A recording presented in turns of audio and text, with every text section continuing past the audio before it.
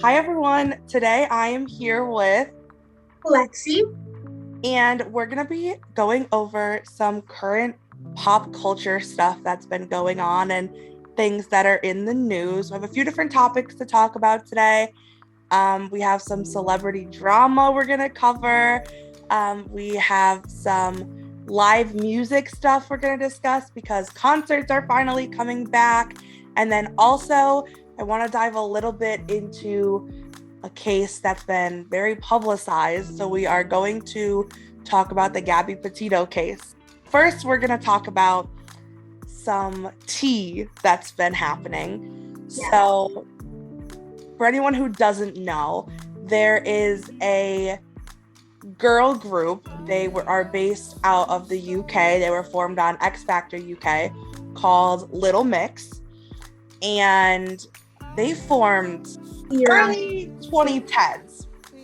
And so it's made up of 4 girls. And a lot of their fame, of course, came from X Factor, but one of the members, Perry Edwards, was in a long-term relationship with Zayn from One Direction, and that definitely gave the group a bit of a rise in popularity. Yes. Their relationship has been over for a few years now, but the group has gotten a pretty big following. Now, in the US, their following isn't as large as it is in some other countries, but in the UK and a lot of European countries, Little Mix is like a huge deal.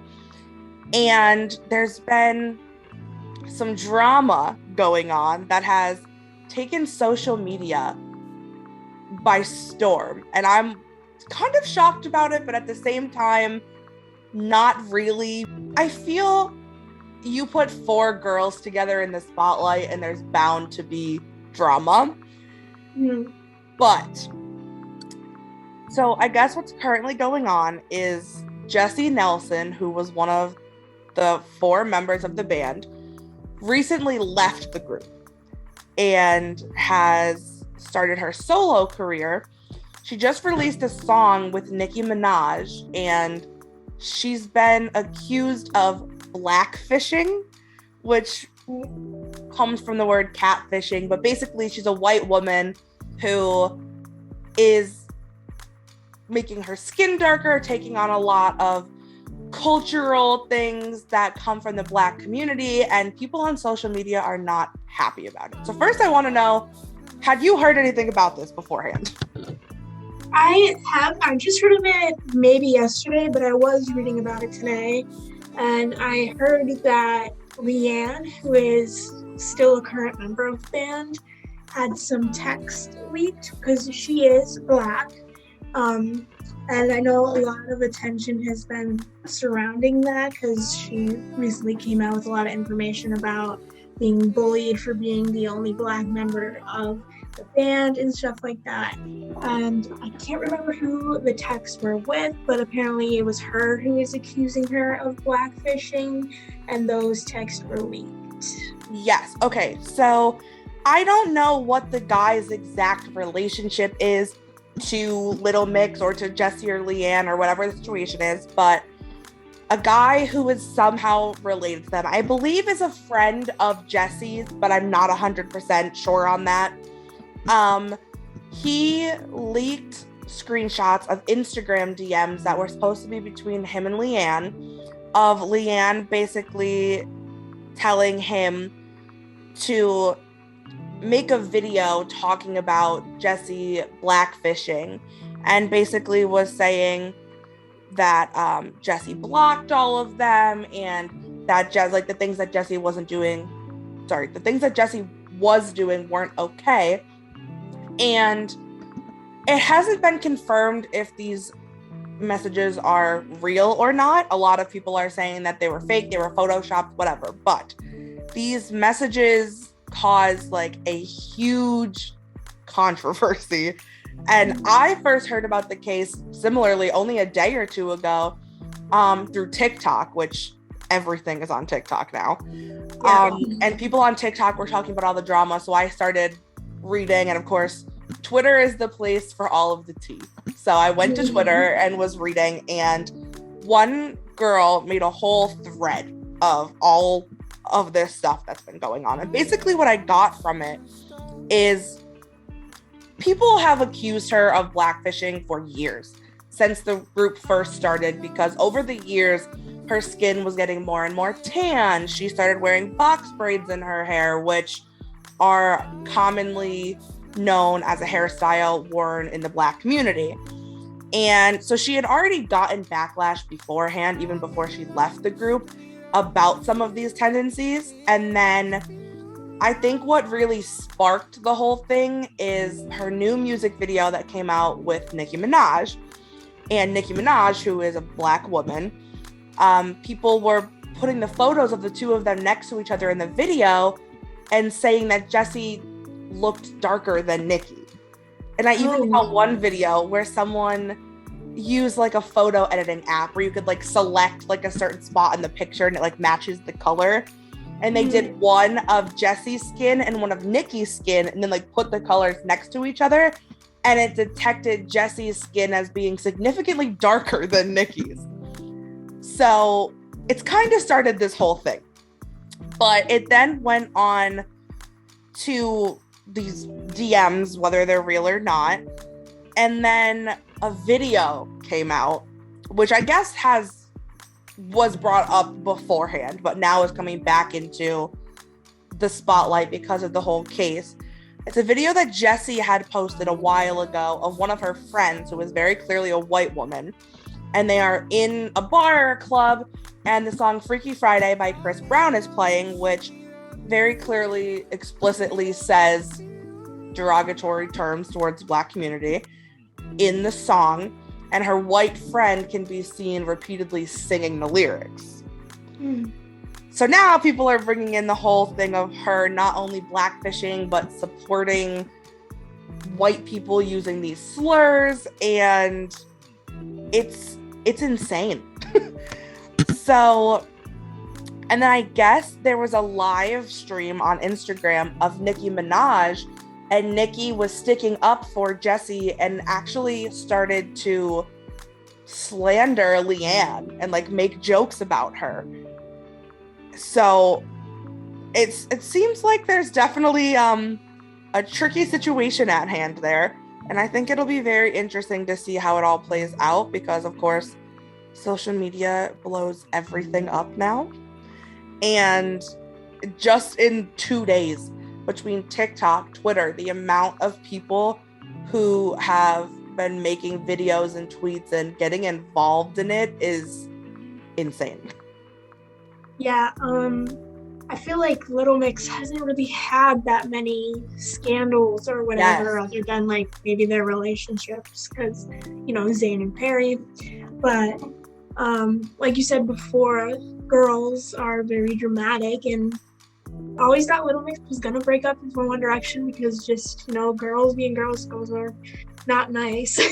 So true. If you look at like Fifth Harmony, the same way that One Direction and Little Mix were, they all auditioned on X Factor. They auditioned on the US X Factor, but they all were auditioned as singles and then put together as a group by Simon Cowell. And Fifth Harmony basically fell apart as quickly as it was formed. Mm-hmm. So that you're completely right. Like a group, especially around that age, because Little Mix and Fifth Harmony, now I think Fifth Harmony was a little bit younger. Most of them were only like 15, 16, 17. Whereas the Little Mix girls were a little bit older. They were still like late teens, early 20s. But still, I mean, we're both girls in our early 20s, and we fully know how dramatic girls can be. Yeah. And so I think it is crazy how well they managed to stay together. And even with Fifth Harmony, like Camilla left the band and the other girls stayed together, but it didn't last very long. I think they only put out like one album without her, and then they kind of all went their separate ways. And same thing with One Direction. But Little Mix, the three remaining girls have surprisingly still been doing their thing. They seem very unbothered by Jessie not being there. And I agree. I've never really seen Little Mix like have any big tea or big scandals. Now, I don't follow their fandom very closely, so I'm sure there's been things, but you never really hear of any huge things with them. So this is interesting. And I feel like the band itself may benefit from it because a lot of people who didn't listen beforehand are going to see this drama, and like people love to hop on bandwagons. So a group of people start hating on Jessie. I'm not saying if she's right or wrong or whatever, but just in general, a group of people start hating on Jessie. All of these people who have no clue who Little Mix are going to want to do their research. So whether they become fans or not, they're going to listen to some songs. They're going to look them up, and like even just those streaming of their songs or viewing their platforms, that brings them in revenue. So, and even for Jessie, because unfortunately a lot of times like publicity is publicity, and whether it's good or bad, like the bad publicity is still gonna get people to look her up, and they're still gonna go watch the music video with Nicki to see if she really is darker than her. And like, so I'm interested to see how it's all gonna play out, and how this happening to Jessie so early on in her solo career is going to affect her career. Yeah, definitely. And even when Jessie first left the band, it seemed like things were pretty cool with the other girls. Like I didn't really see anything sketchy or that they were hiding anything. You know, they always seemed like they were on good terms. Yeah, and even like as far as I know, like when she left, the other girls were like pretty supportive of it. They were like, you know, you do you, like we're all still friends, we're all sisters, we love each other. So it's very shocking to see what this is now turning into. On the note of talking about bands and artists, I want to talk about concerts coming back. Of course, with COVID-19 restrictions and everything else that we've been dealing with for almost 2 years now, live music, even Broadway, all of these things were completely shut down. Hundreds of artists had to cancel, reschedule tours, and now live music is finally starting to come back. And some of the things I've seen are like insane, especially with, everyone knows I love Harry Styles, and Harry Styles tour had to be rescheduled like 2 times, I think, from 2019.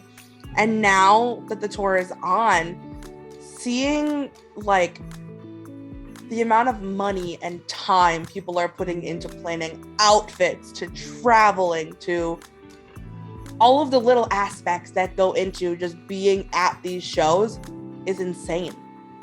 Yeah, definitely. And you know, Harry fans are quite hardcore as they stem from the One Direction fans. Yes. So I could definitely, like, you know, I've been there. So right, yeah, we both were big One Direction fans, so we understand it. But I feel like from an outside perspective, like anyone who wasn't a One Direction fan or isn't a Harry fan, like, and especially now, again, bringing up TikTok, I feel like everything on my TikTok For You page is Harry Styles, Love on Tour, people buying their outfits. Like, his tour has blown up social media, and I wish I could see it from an outside perspective. Like, I would love to know what it's like to be someone who never had any interest in One Direction or Harry Styles, seeing how insane people are going over this man's tour.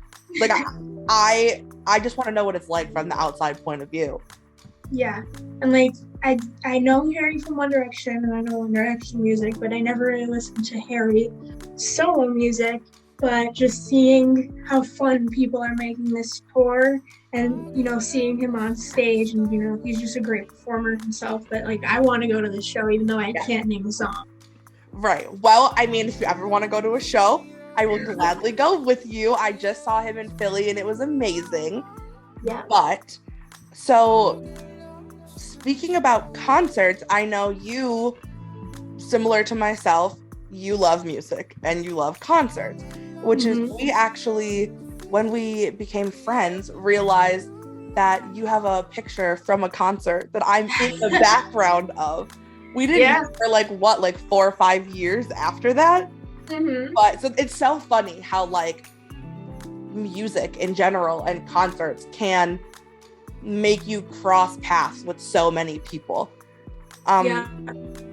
But so with that being said, do you have any concerts scheduled or that you're hoping to get tickets to that you're looking forward to? I do. I have 2 concerts coming up. Both of them you're coming with me. Right. So we have one in a couple of weeks, which is Black Veil Brides, which I've had the tickets for 2 years now. Because of COVID, it's been rescheduled a bunch of times. And Right. then we have Neck Deep in December. So, and they're quite small shows. They're not necessarily as big as Harry shows or whatever. Right. So, what kind of worries me is maybe it is smaller, but it's more compact and people are closer and everything, and it's general admission. And these are rock concerts, so there's a pit and everyone is on top of each other. Yes. I recently was at a Green Day concert in August, and that was a big concert. It was at Hershey Park Stadium, and that was probably like my first outing in a big group since the start of COVID, and it was kind of scary. But like, especially because Hershey Park is quite old, so it's like bleachers, genuine bleachers, it's not necessarily seats. So everyone's like shoulder to shoulder. It was quite scary, but I was fine. I turned out okay. Yeah, and I feel that's like a lot of venues and even artists are putting their own precautions in place. Like for the Harry Styles tour, everyone who went had to either show their vaccination card at entry or had to produce a negative COVID test within, I think, 48 or 72 hours. And even right on site, they had a rapid COVID testing tent, so you could get tested right there. And for the Harry shows, at least, everybody had to wear a mask, which is great because it definitely gives a little bit of a feeling of security, knowing that everybody there has been tested or vaccinated. Plus, at a show like that, I mean, unless you're in the pit, but like I had seats, so I knew that like everyone who was around me were the same people for the entire time. So I didn't have to worry about people being on top of me or anything like that. But before the Harry show, I went to the Sad Summer Fest back in the beginning of September, which is a music festival for some pop punk bands. And that was, of course, general admission. And you had to show your vaccination card or a negative COVID test to get in there as well. But all over their websites was masks are required. Like, you need a mask to enter. And sure, as people were walking into the venue, everybody had masks on. As soon as everyone got in the crowd, 75% of the crowd took their masks off. And at a show like that, not only do you have to worry about being so close to people, but people are crowd surfing, moshing, people throw water bottles, and like, it's definitely scary. Yeah. And it's like with both concerts that we have that are coming up, they're both very similar styles of like general admission, and like you said, there's people moshing, crowd surfing. It definitely is a little scary. Yeah, and you like to think that everyone is telling the truth, that those vaccination cards are real and everything, because I know people are selling them on the black market and stuff. Yeah, so, which is insane. Yeah, you're putting a lot of trust into other people, but I believe as long as you're vaccinated and if you decide to wear a mask, it's fine. If it's required, I mean, I don't really mind. I could understand where it's going to get a little frustrating to wear a mask at a concert because, you're sweaty, it's hot in there, you're singing or screaming, and so I get that, but no, it does get a little scary. Yeah, I agree. So before COVID, concerts have always been a huge thing. And I know both you and I have been to a decent amount of shows. So what is your favorite show you've ever been to? One Direction. Okay, and when did you see them? Now, did you see them with Zayn or without Zayn? I saw them with Zayn twice and once without. Okay. Yeah, I've only saw them once, but I saw them with Zayn, and I feel like I'm in like a secret club. Like when people talk about seeing One Direction, I'm like, well, did you see them with Zayn? Like, because I did. Yeah, that's so funny because as we were saying, TikTok is like the source of everything now. But like I see that on TikTok where people are like, my biggest flex is that I've seen One Direction with Zayn. Yeah. Oh, it's like, 100%. That's my biggest flex. Yeah.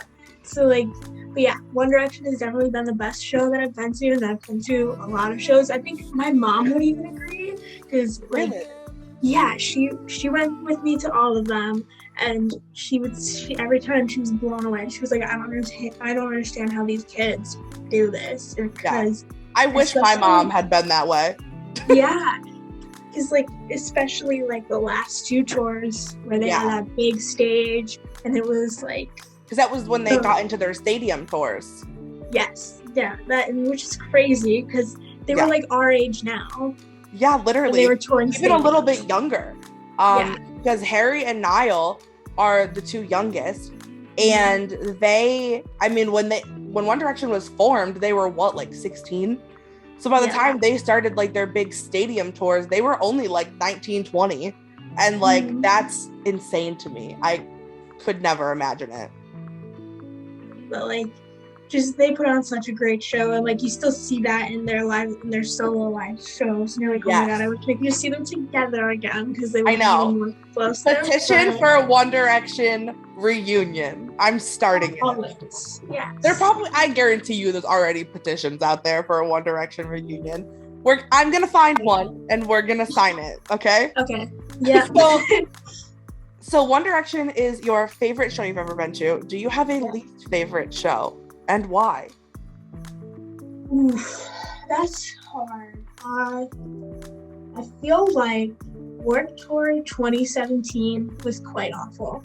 Okay, why? There was just not a lot of bands that I liked, and I really didn't even. I remember we left early, which we usually, me and my friend, we would stay very late until like the complete end. We left probably at like 4:00, and really, there was just not a lot of bands that we liked, and I spent most of the day being that there wasn't a lot of bands that I liked, so I wasn't really watching any bands play. I just followed Andy Biersack around the whole day, which is so funny because I remember I graduated in 2017, and so I went away to school in the summer. I literally left like 2 weeks after graduation, but I bought tickets for Warped Tour, and I came home, and the night before, the people I was supposed to go with canceled on me, and I ended up selling my ticket. Didn't end up going, so that makes me feel a little bit better. But you said it wasn't that good. I didn't miss much then. No, I mean, Warped Tour is an experience, and I just love the atmosphere and everything. So like that was good, but lineup wise, I wasn't very happy. Yeah, not impressed.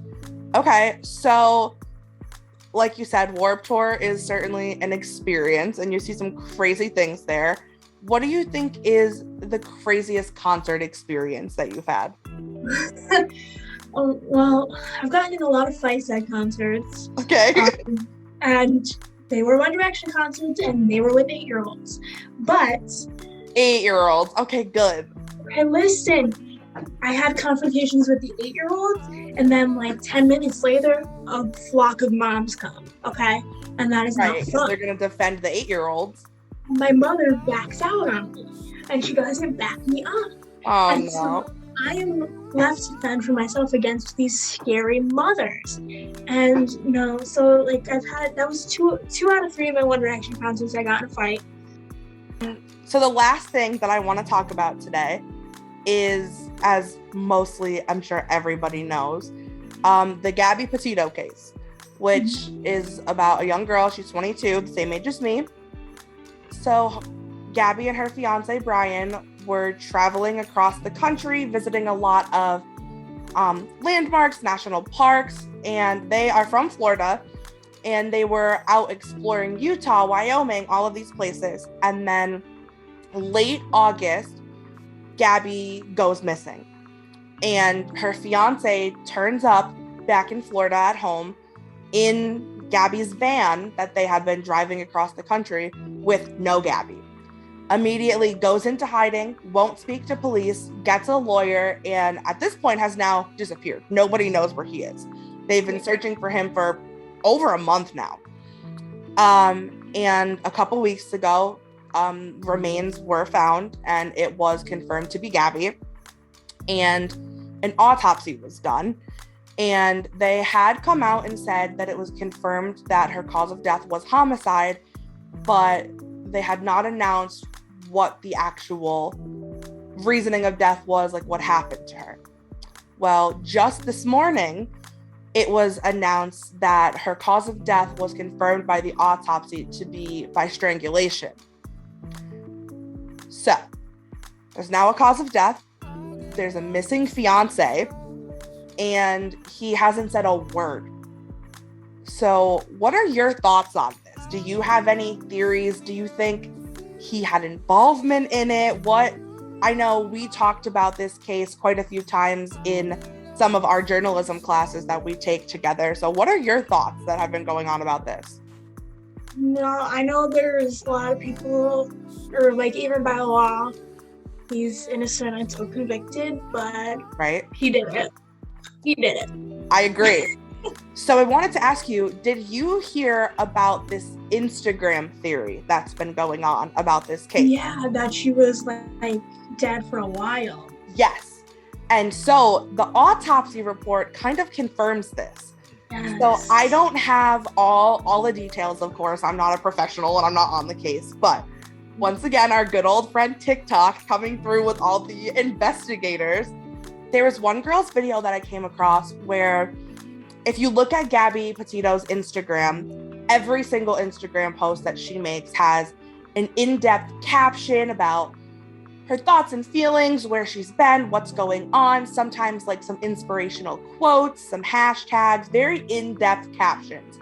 And every post, especially on the post that she had been making while her and fiance Brian were traveling, but even posts from before the trip, every post had a location, a geotag on it. And the last two posts that were made from Gabby before it was confirmed that she was missing, both had captions that did not sound like they would have been made by Gabby, but also had no geolocation on them.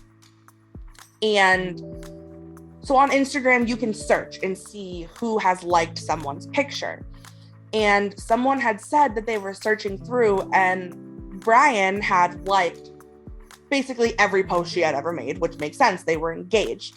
But those last couple of posts, even I think a couple before those last two, but specifically the last two, Brian did not engage with whatsoever. Brian stops posting immediately as Gabby goes missing. The last two posts that Gabby makes sound nothing like her. And now, a couple days before Gabby went missing, her family said that they had talked to her. And then they didn't hear from her for a while. And then they started receiving text messages that they didn't necessarily believe were from Gabby. So this girl had been saying the last post that Gabby made that seemed like it had been from Gabby, with the caption, the tag was, I believe, August 13th. Somewhere around there, but I want to say it was August 13th, was the last post that like 100% we know was from Gabby. And then there's a lot of rumors that the two posts after that were made by the fiance to kind of try to cover it up and make it seem like Gabby was still alive and well, enjoying her trip, whatever. Well, now the autopsy report has come out, and the autopsy said Gabby had been dead for at least 3 to 4 weeks before her body was found. Now, her body was found, at this point, maybe 3 weeks ago? Yeah, probably. So if we're taking off the 3 weeks since her body's been found, and then 3 to 4 weeks since then, when does that lead us back to? Early August. Yeah. Which is when Gabby presumably made her last Instagram post that was from her. So this is insane. Yeah. And I am so interested. I mean, the case is heartbreaking, especially like seeing it's a girl our age. Like, I Yeah. can't imagine this being like one of my friends or family members who are around my age going on a trip with their fiance to go to all these places on their bucket list and have a good time and then to not return home. And the fiance just hasn't said a word. It's absolutely insane. It's like mind-boggling. Yeah. I feel like even just from past cases, whenever they're kept silent or, go in hiding, or they're obviously hiding something. Right. So, and I mean, he's doing a good job hiding, man. Like, where is but I 100% think his parents know where he is. Yeah, and there's drone footage of it going over his parents' yard. Yes. And they think she's handing something to someone underground. Yes, you can't see under the awning that's there, but you can see them kind of communicating with someone, and it looks like either she hands something to them or they hand something to her. And then the father looks up and sees the drone camera and immediately walks away. So it's very sketchy, and I think the immediate information that came out automatically made him look guilty. I don't care what the situation was, if they were fighting, if what happened. Any person, whether a man or woman, but any man who goes on a trip with his fiance, this person he's been with for years, who he thinks he's gonna marry, they do not go missing and you don't say a word until you get home thousands of miles away to Florida in her van. Yeah. The minute she went missing, he should have been going to local police. He should have been contacting her family. But instead he says nothing and just pops back up in Florida, gets a lawyer, and then goes off the grid. I just can't imagine going on vacation with someone and coming back alone and not saying anything. No, me either. That's crazy. Yeah, it is insane. It is an odd situation. I don't think I've ever really heard of another.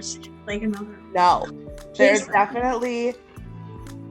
I mean, there's millions of cases, unfortunately, of people going missing and being killed by family members or loved ones, but I don't think we've ever seen a case like this one, and especially everything is connected. And coming back to how prominent social media is now, social media blew this case up into something I think larger than anybody would have ever expected it to, which on one hand is a good thing because it brought attention, and I feel like that created more of an urge for officials to be looking for her and to be giving information, because millions of people are following this case now. It's not even just national anymore. All over the world, people are following this case. But at the same time, you do get the internet warriors and the internet FBI agents, and everybody thinks they know something about it. And everybody is analyzing this case so closely and throwing around so many theories that, number one, I'm sure it's so hard for her family to be seeing, because they just want her to be able to rest. They want justice for her case. But also, I'm sure it makes it a lot harder on the officials who are working on the case, because when you have thousands of people a day creating theories on the case you're working on, and you need to work to debunk or prove all of these theories and piece it together to make up this case, it's insane. And especially those cops that came when they had their little altercation, when they had a fight, I can't see, this couple are fighting in the middle of nowhere, and you leave them out there to fight. Yep. I feel like they should have done something to either separate them or get them out of the desert. I completely agree. And it makes you wonder, if that situation had been handled differently, would we currently be talking about the Gabby Petito case, or would she be at home with her family? Well, that is about all the time that we have today. I know there's a lot more that I would have liked to talk about the case. But thank you so much for coming and talking to me, and hopefully we can continue this conversation soon as more information comes out on all of these things, really, but especially on the Gabby Petito case. I definitely look forward to discussing it with you and kind of seeing how this case unfolds. Awesome. Thank you.